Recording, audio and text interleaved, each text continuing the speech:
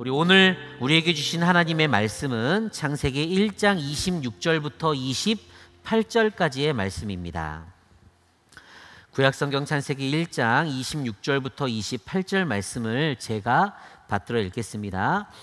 하나님이 이르시되 우리의 형상을 따라 우리의 모양대로 우리가 사람을 만들고 그들로 바다의 물고기와 하늘의 새와 가축과 온 땅과 땅에 기는 모든 것을 다스리게 하자 하시고, 하나님이 자기 형상 곧 하나님의 형상대로 사람을 창조하시되 남자와 여자를 창조하시고, 하나님이 그들에게 복을 주시며 하나님이 그들에게 이르시되 생육하고 번성하여 땅에 충만하라. 땅을 정복하라.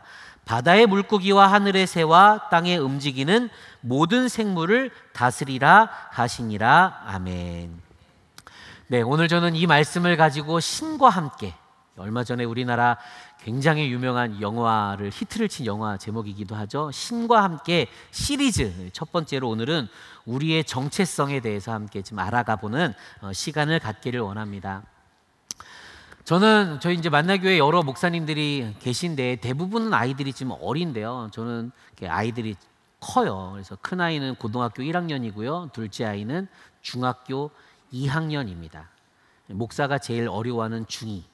네. 그래서 이제 사춘기를 참 열심히 사춘기답게 보내고 있어요.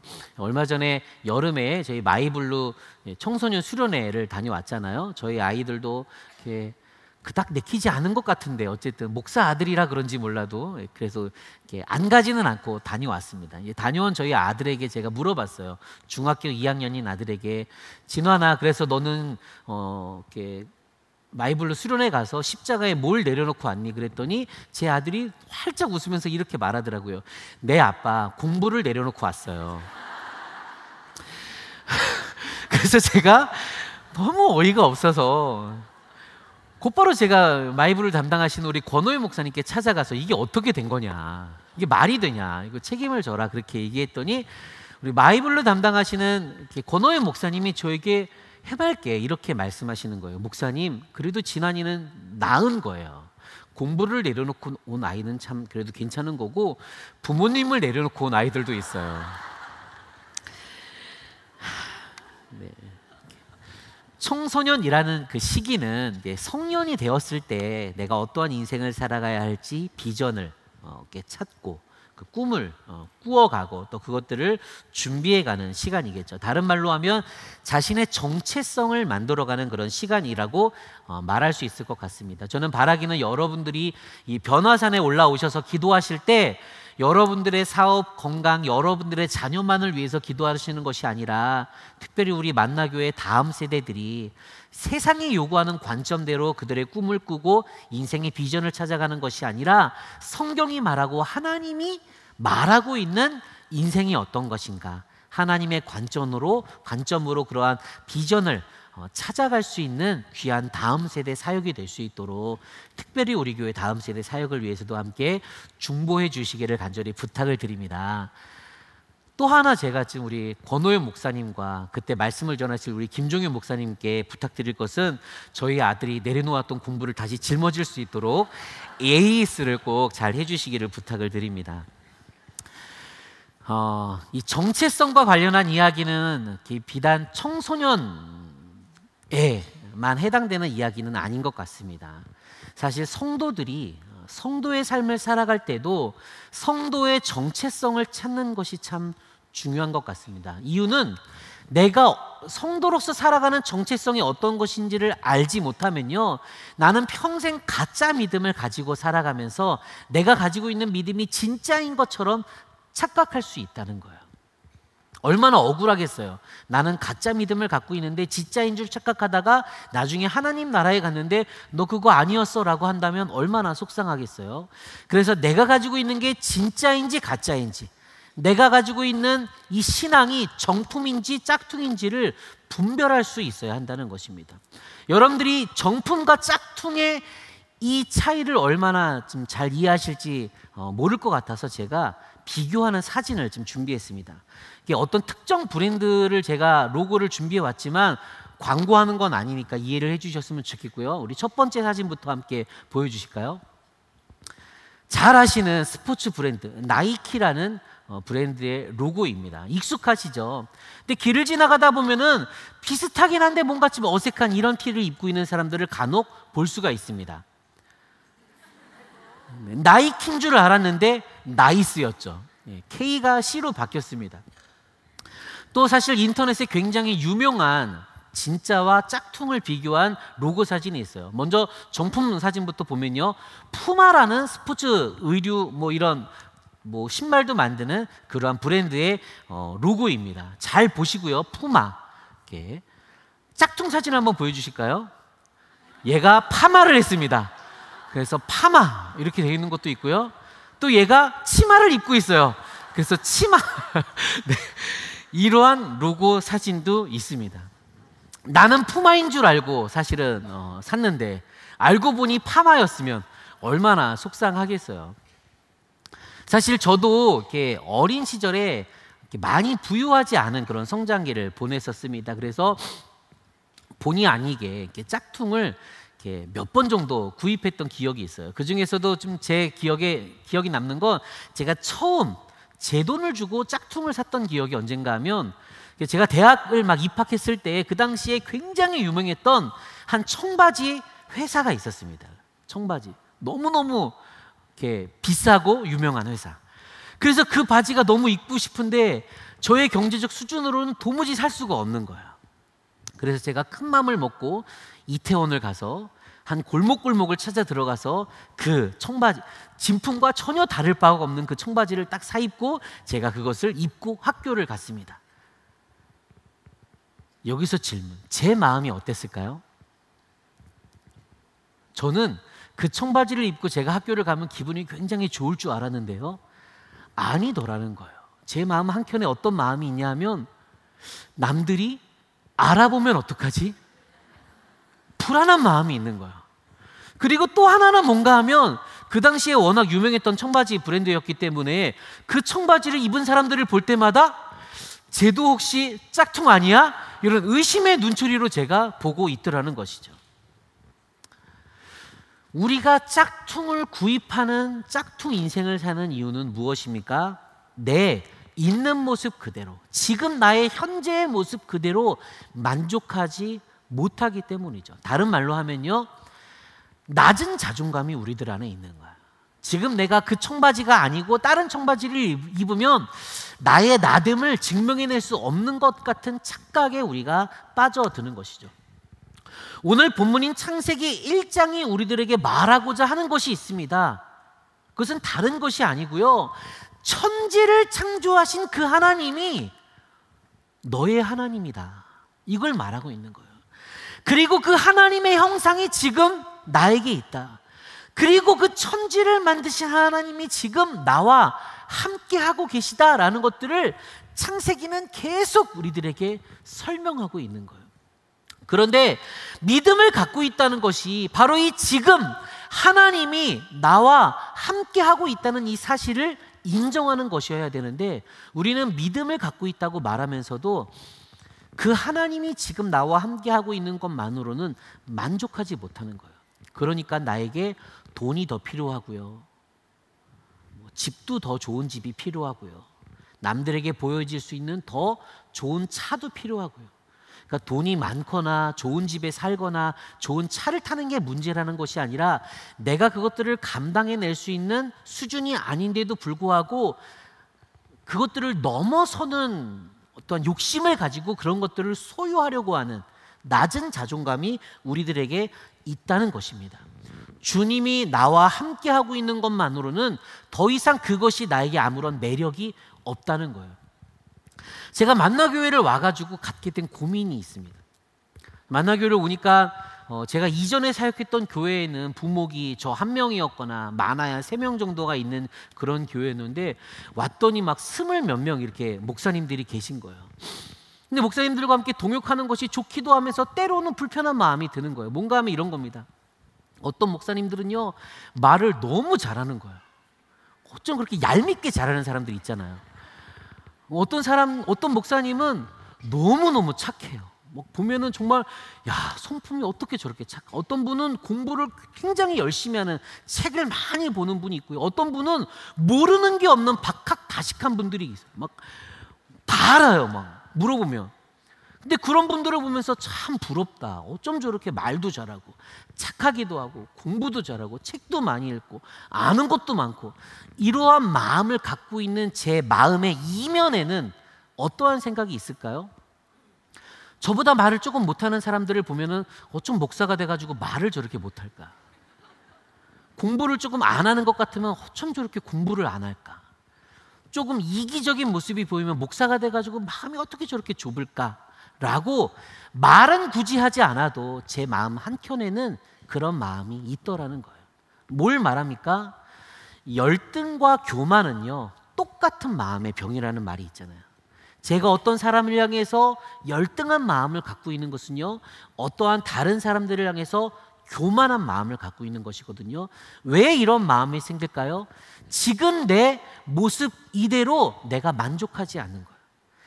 태초에 천지를 창조하신 하나님이 지금 나와 함께 하시고 그 하나님의 완벽한 형상이 내 안에 있다라고 성경은 말하고 있는데도 불구하고 그것이 내 안에 만족함을 주지 않는다는 것입니다. 내 정체성을 우리가 모르고 있다는 것입니다. 저는 오늘과 다음 주 2주 동안 신과 함께라는 시리즈의 제목을 가지고 말씀을 전할 건데요. 오늘은 성도의 정체성에 대해서, 다음 주는 성도의 방향성에 대해서 설명을 하려고 해요. 그런데 성경을 보면요, 성경에 성도의 방향성을 설명하기 전에 우리가 무엇을 해야 할지, 어떠한 삶을 살아야 할지, 어떠한 사명을 바라보며 나아가야 할지를 설명하기 전에 하나님께서 먼저 하신 것이 있는데, 먼저 우리들에게 말씀하시고 들려주신 것이 있는데, 그것이 무엇인가 하면 우리가 어떤 존재인지를 설명하셨다는 겁니다. 여러분은 어떤 존재입니까? 말씀을 통해서 한번 보겠습니다. 창세기 1장 28절 우리 함께 한 목소리로 읽어보겠습니다. 하나님이 그들에게 복을 주시며 하나님이 그들에게 이르시되 생육하고 번성하여 땅에 충만하라. 땅을 정복하라. 바다의 물고기와 하늘의 새와 땅에 움직이는 모든 생물을 다스리라 하시니라. 아멘. 땅에 충만하고 정복하고 땅을 다스리라는 사명을 말씀하시기 전에 하나님이 우리에게 들려주셨던 말씀이 뭔가 하면요, 하나님이 그들에게 복을 주셨다는 말이에요. 복을 주셨다. 제가 이 복에 대한 내용을 한두 번 이야기했었는데요, 여기서 말하는 복은 우리가 물질의 복을 받고 건강의 복을 받고 뭔가 더 많은 것들을 누리는 그런 복이 아니고요, 바라크라는 히브리어 단어인데 이 단어가 원어적으로 어떤 의미를 담고 있는가 하면요, 무릎을 꿇다는 단어예요. 무릎을 꿇다. 하나님이 우리들 가운데 왜 무릎을 꿇을까요? 이유는 간단합니다. 하나님이 너무 높아서 우리가 고개를 이렇게 들고 봐야 되는데 하나님이 무릎을 꿇어서 우리들의 시선을 맞추시는 거예요. 눈높이를 맞추시는 거죠. 그래서 여기서 말하는 복은요, 하나님과 더 친밀함을 설명하는 겁니다. 하나님과 더 가까워지는 것, 하나님과 더 함께 거하는 것, 이것이 복이라고 설명을 하는 거예요. 여러분 상상을 해보세요. 에덴 동산에서 하나님이 아담과 하와와 복을 주시면서 막 노는 거예요. 아담 그러면 하나님 그러면서 막 뛰어가고 막, 그냥 내가 무엇을 갖고 있기 때문이 아니라 하나님과 지금 함께하고 있는 것 때문에 내 안에 더 이상 아무런 근심과 걱정과 염려도 없고 더 이상 무엇을 바라는 것도 없는 100% 완전히 만족하는 그 삶.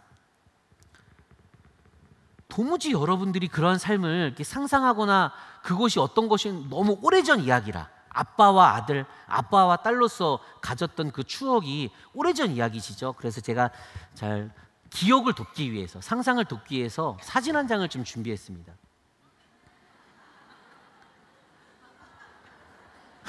네, 제가 저 사진을 다시 한번 찾아보면서 갖게 된 두 가지 사실이, 생각하게 된 두 가지 사실이 있었어요. 첫 번째는 우리 아들도 저렇게 귀여울 때가 있었구나. 또 두 번째는 내 머릿수도 저렇게 많을 때가 있었구나. 어떻습니까, 여러분? 네, 아빠와 아들이 그냥 같이 있는 것만으로도 더 이상 세상에 부러울 게 없는 그런 만족감. 이게 하나님이 우리에게 말씀하신 복이라는 거예요. 복. 무엇을 갖기 때문에 누려지는 그러한 복이 아니라. 제가 설교를 준비하던 기간에 요셉 이야기를 묵상하게 되었습니다. 요셉의 삶을 보면서 제가 그런 생각을 했습니다. 야, 요셉이야말로 정말로 자신의 정체성을 정확하게 알던 사람이었구나. 창세기 39장 9절을 보니까 이렇게 말합니다. 이 집에는 나보다 큰 이가 없으며 주인이 아무것도 내게 금하지 아니하였어도 금한 것은 당신뿐이니 당신은 그의 아내임이라. 그런즉 내가 어찌 이 큰 악을 행하여 하나님께 죄를 지으리이까. 잘 아시는 말씀이시죠. 요셉이 보디발의 아내가 이제 유혹할 때 그것들을 뿌리치는 장면을 설명하는데 어떠한 그 순간 속에 요셉은 알았던 거예요. 내가 지금 이 보디발의 아내를 범하는 것은 보디발에게 죄를 짓는 것이 아니라 지금 나와 함께 하고 계시는 하나님께 죄를 범하는 것이구나. 지금 내가 하나님과 함께하고 있는 사람이구나. 하나님이 눈에 보이지 않지만 지금 하나님이 나와 함께하고 계시는구나라고 하는 자신의 정체성을 알았기 때문에 그 죄의 유혹으로부터 요셉은 이길 수 있었던 것입니다. 그런데 제가 요셉의 삶을 묵상하다가 떠올랐던 또 하나의 인물이 있었어요. 다윗이었습니다. 다윗도 요셉과 마찬가지로 굉장히 위대한 인물이죠. 우리가 감히 따라할 수 없을 정도로. 그런데 그토록 완벽했던 다윗이 넘어졌던 유일한 죄. 저는 이제까지는요 그런 마음을 가졌어요. 다윗도 어떤 순간의 어떤 그 유혹을 이기지 못하고 그 찰나의 순간 그냥 죄에 넘어간 것이겠지라는 마음을 사실 갖고 있었어요. 아마 여러분들도 비슷한 마음이지 않을까 생각합니다. 그런데 제가 말씀을 준비하면서 다시 한번 다윗의 이야기를 곰곰이 이렇게 따져보니까 그렇지 않더라는 겁니다. 먼저 사무엘하 11장 2절부터 4절까지 볼 건데요. 2절만 제가 읽어드리겠습니다. 저녁 때에 다윗이 그의 침상에서 일어나 왕궁 옥상에서 거닐다가 그곳에서 보니 한 여인이 목욕을 하는데 심히 아름다워 보이는지라. 다윗이요 어느 날 옥상을 올라갔어요. 그리고 한 여인을 바라봤는데 예를 들면 제가 그 여인을 바라봤으면 아이쿠 이렇게 그냥 넘어갔으면 될 일을 성경은 뭐라고 하냐 하면 아름다워 보였대요. 이렇게 묵상을 했다는 거죠. 이미 시간이 지난 겁니다. 3절 다윗이 사람을 보내 그 여인을 알아보게 하였더니 그가 이르되 그는 엘리암의 딸이요 햇사람 우리아의 아내 밧세바가 아니니까 하니. 이제 사람을 보냈대요. 그 정탐을 보낸 거예요. 어떤 사람인지 좀 알아보고 와. 그리고 그 정탐을 한 사람이 와가지고 우리아의 아내 밧세바입니다라고 그 정탐의 보고를 받기까지 시간이 또 지났어요. 벌써 꽤 많이 시간이 이제 지난 거죠.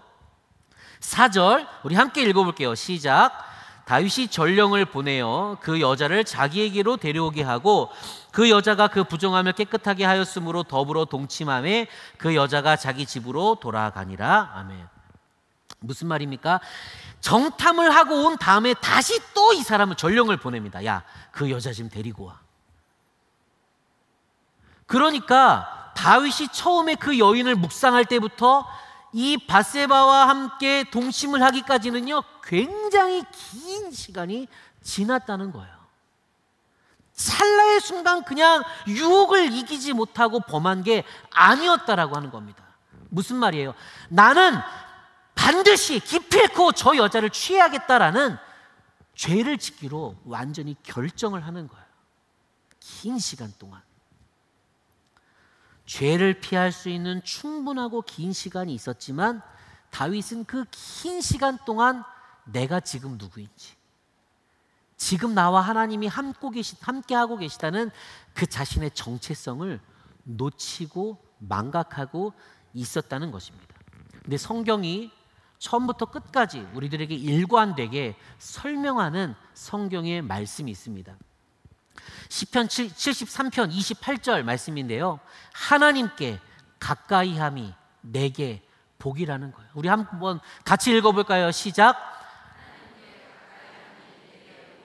아멘. 여러분 믿으십니까? 하나님께 가까이 하는 것이 나에게 복이라는 거예요. 바라크, 복, 친밀함이라고 설명했던 것처럼 내가 무엇을 하나님이 주시기 때문에 그것을 복받았다라고 하는 것이 아니라 내가 지금 하나님과 함께 하는 것, 하나님과 가까이 하는 것 자체가 그것이 나에게 복이라고 성경은 설명하고 있습니다. 거꾸로 말하면요, 하나님과 내가 가까이 하는 것, 동행하는 것을 놓치는 것 자체가 죄라는 거예요. 우리는 죄의 열매, 죄의 어떤 행동, 내 안에서 드러나는 어떤 죄의 습관들과 모습들 때문에 아파하고 속상해하고 하나님께 나아가서 하나님 나의 이 죄를 해결시켜 주세요라고 기도하지만 사실은 그것이 아니라 우리가 그 죄의 뿌리인 하나님과 동행하고 있는가를 먼저 점검할 수 있어야 되는 거예요. 내가 지금 하나님과 가까이 하고 있는가, 내가 지금 하나님과 동행하고 있는가를 점검하고 그것들을 함께 회복한다면 자연스럽게 죄의 열매는 사라지게 된다는 것입니다. 여러분은 어떻습니까? 하나님과 동행하고 계십니까? 하나님과 가까이함이 유일한 여러분의 복임을 믿으십니까? 제가 이 오늘과 다음 주 두 주간의 말씀을 준비하게 된 두 가지 계기가 있어요.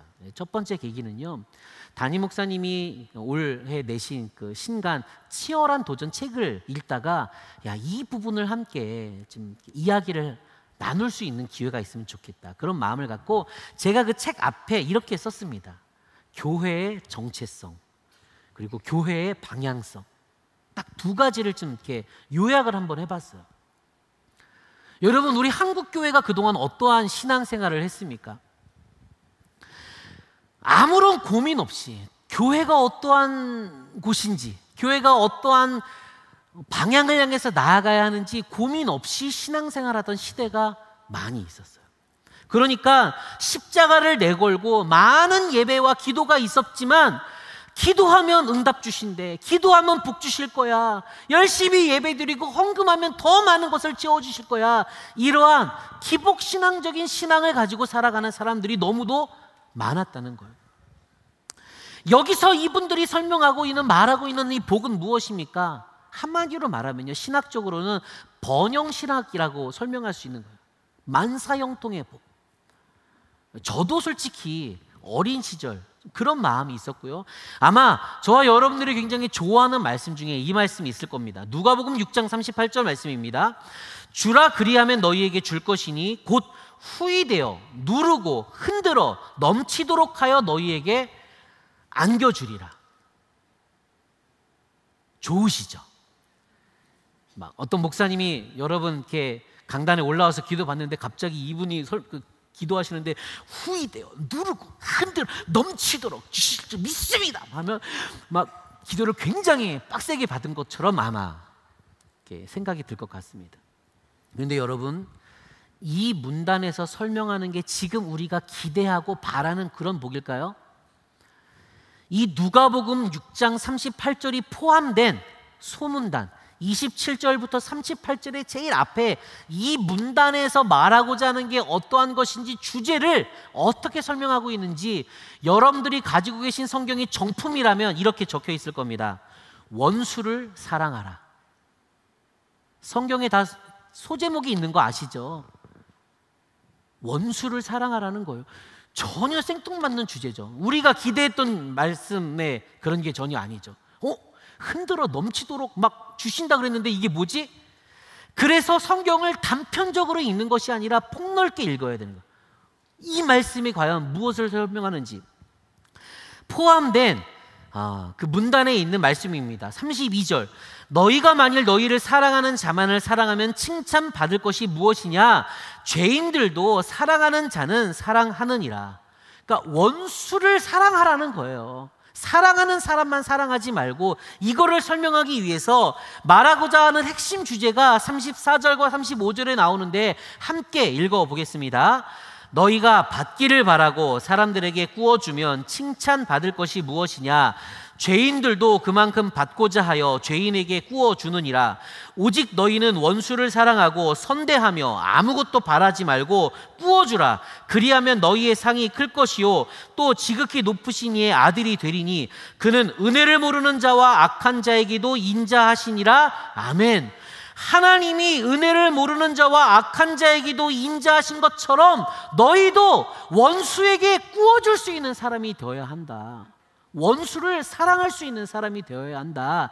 이 말을 지금 이 본문에서 설명하는 거예요. 그래서 우리가 아까 읽었던 38절 주라 그리하면 너희에게 줄 것이니 곧 후이되어 누르고 흔들어 넘치도록 하여 너희에게 안겨주리라. 이 말씀의 주제는요, 후이되어 누르고 흔들어 넘치도록 하여라는 단어가 아니라 주라. 여기는 주라. 야, 속 좁게 네가 좋아하는 사람에게만 주지 말고 네 마음에 안 드는 사람에게도 주라. 그래야만 하나님이 너희에게 더 큰 것을 안겨주실 건데, 더 큰 것, 여기서 말하는 더 큰 것은 무엇입니까? 지극히 높으신 하나님의 아들이 된다는 거예요. 여러분들이 기대한 복과는 조금 달라서 실망하시는 눈빛이 보입니다. 그런 게 아니었다는 거예요. 크레이그 그루쉘 목사님이 일상의 거룩함을 회복하라라는 책에 이렇게 설명하고 있습니다. 번영신학은 하나님이 우리에게 부와 성공을 주기 원하시며 특정한 성경의 원칙만 따르면 그 부와 성공을 거머쥘 수 있다는 논리다. 즉 우리가 하나님을 위해 무엇인가를 하면 그 보상으로 무엇인가를 얻을 수 있다는 논리다 라고 하면서 번영신학을 설명해요. 이게 잘못되었다는 거죠. 그러면서 이 목사님이 이렇게 설명합니다. 그런데 하나님은 그러한 것이 아니라 우리 각자에게 이미 다양한 선물을 주셨다. 근데 그 다양한 선물이 뭔가 하면요, 긍휼, 은혜, 용서, 새로운 생명, 이런 것들을 주셨는데 하나님이 주신 더 가치 있는, 더 보배롭고 존귀한 것을 우리는 기대하지 않고 물질만을 바라는 짝퉁 신앙을 가지고 살아가고 있다는 거예요. 오늘 본문에서도 설명하는 것이죠. 우리가 하나님의 아들이 되고 하나님의 형상이 우리 가운데 있고 하나님과 친밀하게 교제하며 하나님과 함께하는 것이 복인데 우리가 그것들을 놓치고 살아가고 있다는 것입니다. 성경에 모세라는 유명한 인물이 있습니다. 이 모세는 자신의 정체성이 어떠한 것인지 깨닫지 못했던 한 사람이었고요. 내 자신의 정체성을 깨닫지 못했던 모세가 하나님과 함께 대화하는 장면이 출애굽기 4장에 등장합니다.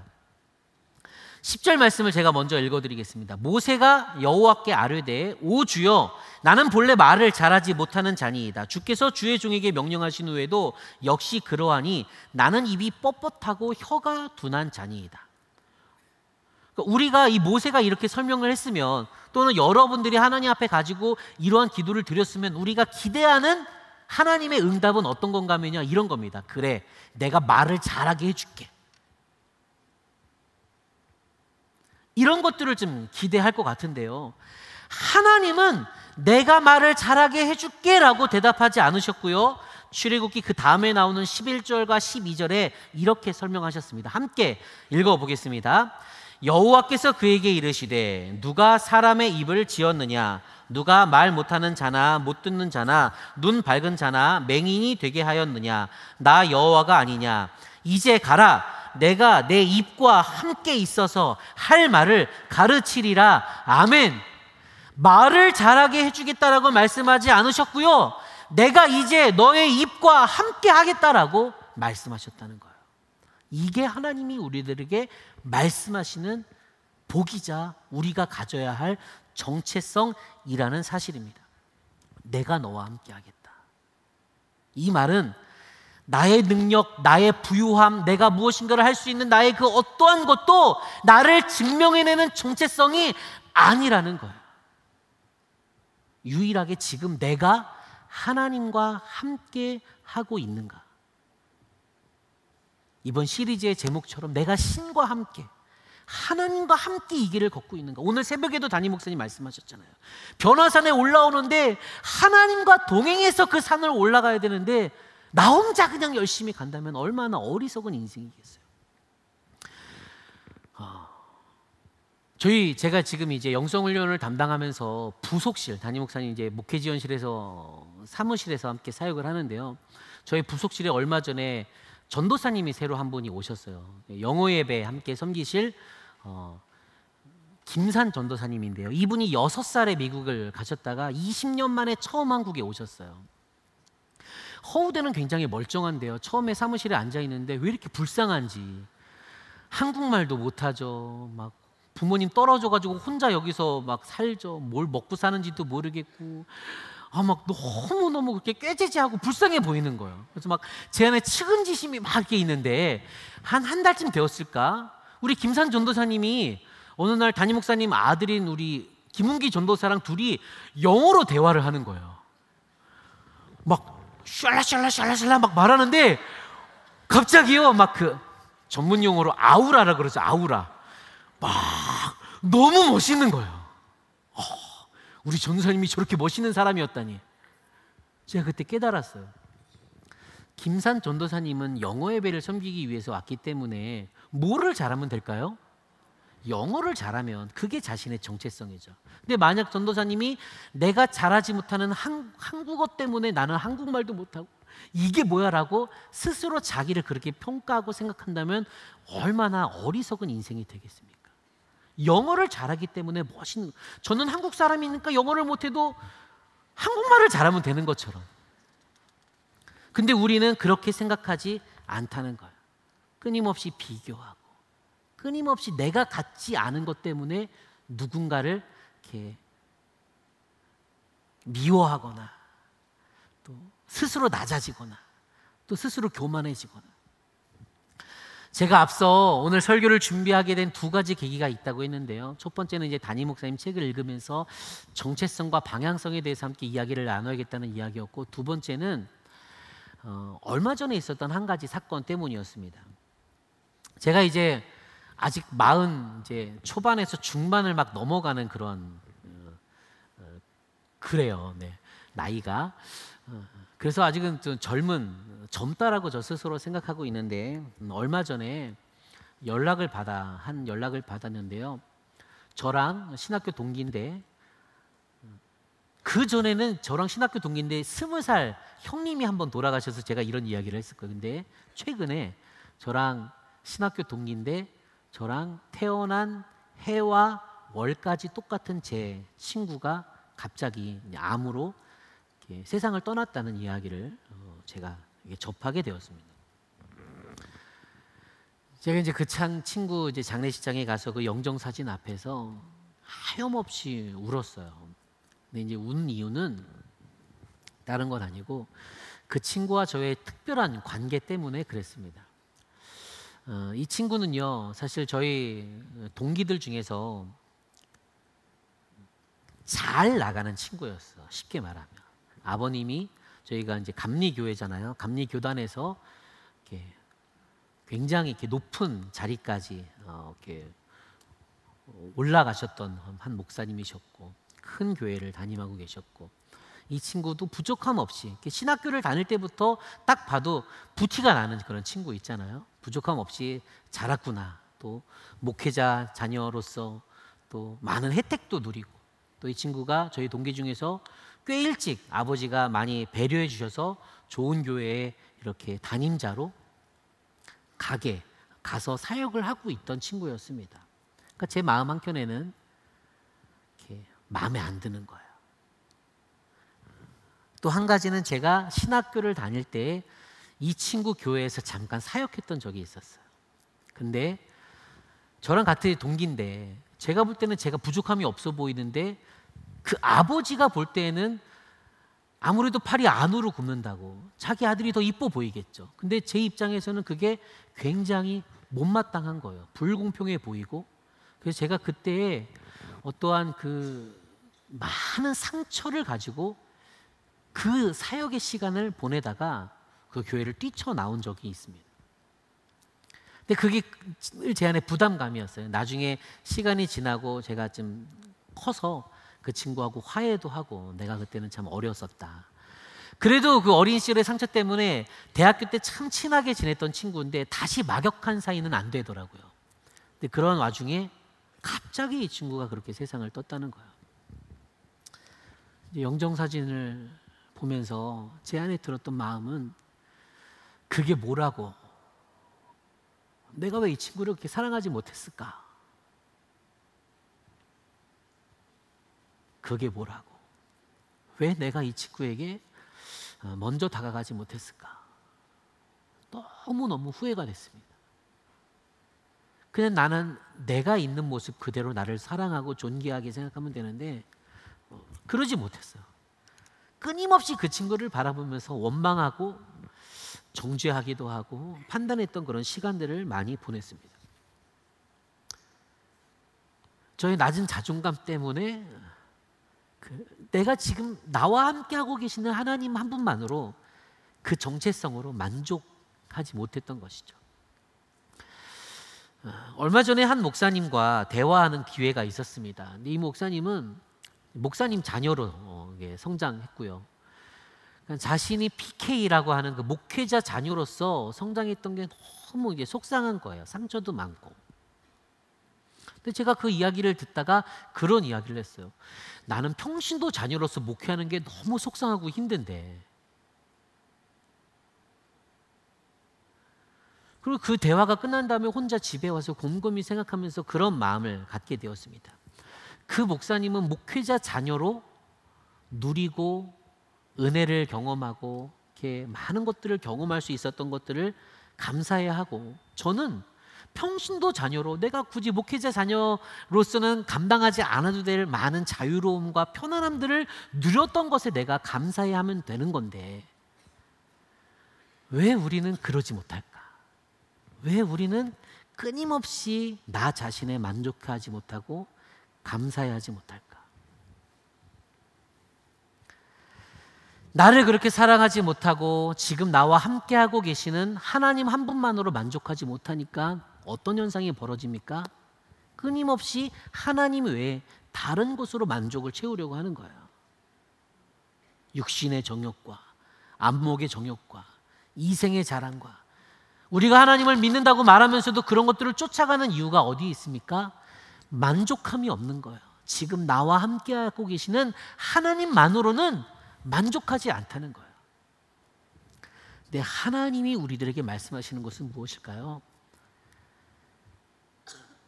지금 내가 너와 함께하고 있는데 그게 내가 너에게 줄 수 있는 가장 큰 복이다. 이걸 설명하고 있는 것은 아닐까요? 변화산에 오르고 있는 바로 이때에 저는 이 중간에 여러분들의 기도의 제목을 한번 점검해 봤으면 좋겠습니다. 여러분의 기도의 제목은 도대체 무엇입니까? 혹시 하나님과 함께 동행하는 그것을 향한 끊임없는 목마름과 갈급함입니까? 아니면 내가 하나님께 기도하는 그것 자체가 하나님이 아닌 다른 것들로 말미암아 내가 갖고 싶은 그 만족감, 내 욕심, 내 욕망, 세상에 요구하는 나의 것들을 채우기 위한 그러한 기도의 제목들입니까? 한번 여러분들이 매일 아침마다 써내는 기도의 제목들에 어떠한 기도의 제목들이 그 빈칸을 채우고 있는지를 한번 점검해 봤으면 좋겠습니다. 하나님과 더 가까이 하고 싶습니까? 세상이 요구하는 나의 욕심과 만족함이 아니라 하나님께 가까이함이 나의 가장 큰 복임을 인정하면서 오늘 우리가 주님 앞에 나아갈 때 어떠한 것을 내가 받기 위해서, 누리기 위해서, 얻기 위해서 나아가는 그러한 초보적인 신앙이 아니라 성숙한 믿음, 정품, 아니 명품 신앙이 되어서 하나님, 나에게 어떠한 것도 필요가 없습니다. 오직 주님과 함께 하는 것이 나의 유일한 믿음의 목적입니다. 이것이 나의 유일한 정체성입니다. 하나님과 함께 하는 것, 하나님과 가까이 하는 것만으로도 내가 너무너무 만족합니다. 그것을 향한 나의 목마름이 있습니다. 그것을 향한 나의 갈급함이 있습니다. 내가 오늘도 그 하나님을 더 만나길 원합니다.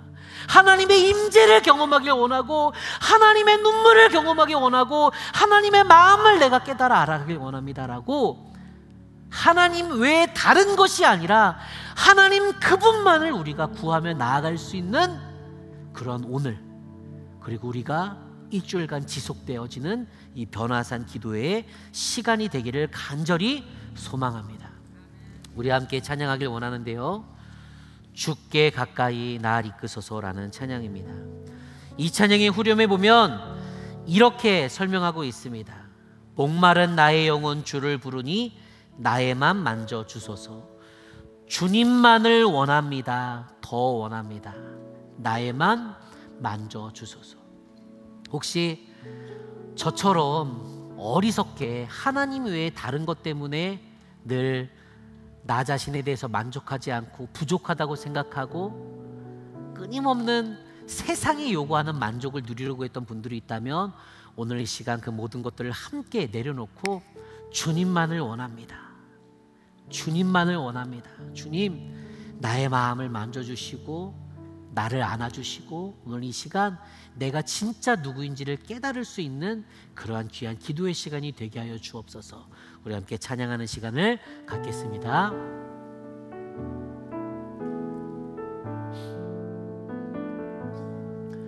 주께 가까이 날 이끄소서. 간절히 주님만을 원합니다. 채워주소서. 주의 사랑을 진정한 찬양 드릴 수 있도록 목마른 나의 영혼 주를 부르니 나의 맘 만져 주소서. 주님만을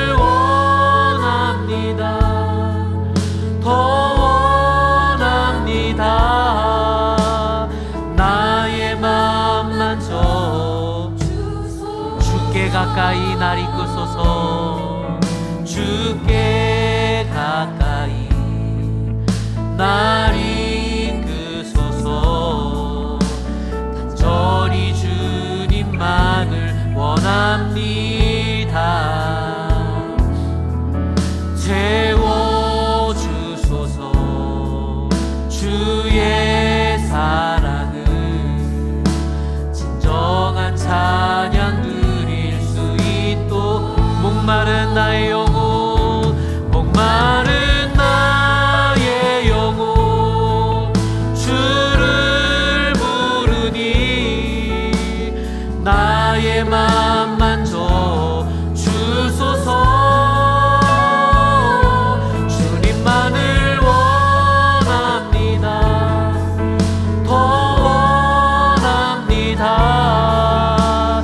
나의 맘 만져 목마른 나의 영혼 주를 부르니 하나님 그렇습니다. 주님, 내 안에 하나님을 향한 갈급함과 목마름이 없었음을 주님 앞에 고백합니다. 하나님, 내가 세상이 요구하고 세상이 원하는 것대로 살아가면서 하나님 한 분만으로 만족하지 못하고 주님만을 원하고 주님만을 내가 갖고 있던 시절이 없었던 것들을 주님 앞에 고백하며 나아갑니다. 이 시간 우리들의 심령 가운데 역사하여 주셔서 하나님 한 분만으로 만족할 수 있는 그런 믿음을 갖게 하여 주옵소서. 성도로서의 정체성이 무엇인지를 하나님 고민할 수 있도록 도와주시고, 내가 바라고 내가 구하고 내가 원하는 모든 것들이 세상에 요구하는 것이 아니라 하나님이 우리 가운데 말씀하셨던 그 친밀함의 복, 하나님의 은혜, 하나님의 긍휼, 하나님의 용서, 하나님과 가까이 함이었음을 우리가 고백하게 하셔서 하나님만으로 만족할 수 있는 귀한 믿음의 사람이 될 수 있도록 주님께서 함께하여 주옵소서. 마른 나의 영혼 주를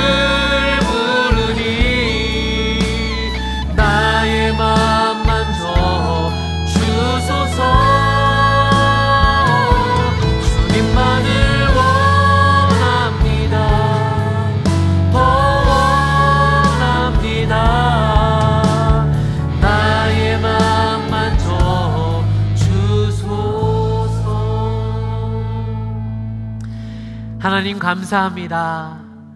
변화산 기도회의 귀한 시간 동안 우리가 창세기 말씀을 통하여 우리가 하나님 앞에 가지고 올라가는 기도의 제목들이 과연 무엇을 위한 기도의 제목인지를 나의 정체성과 나의 마음을 한번 점검해 볼 수 있도록 귀한 말씀의 시간, 기도의 시간을 허락해 주시니 정말로 감사합니다.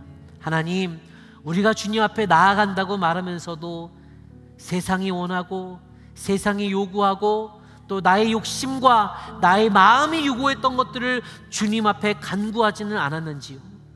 하나님, 그 모든 마음을 주님 앞에 내어놓고 이 시간 주님 앞에 구하는 유일한 것은 하나님만을 원합니다.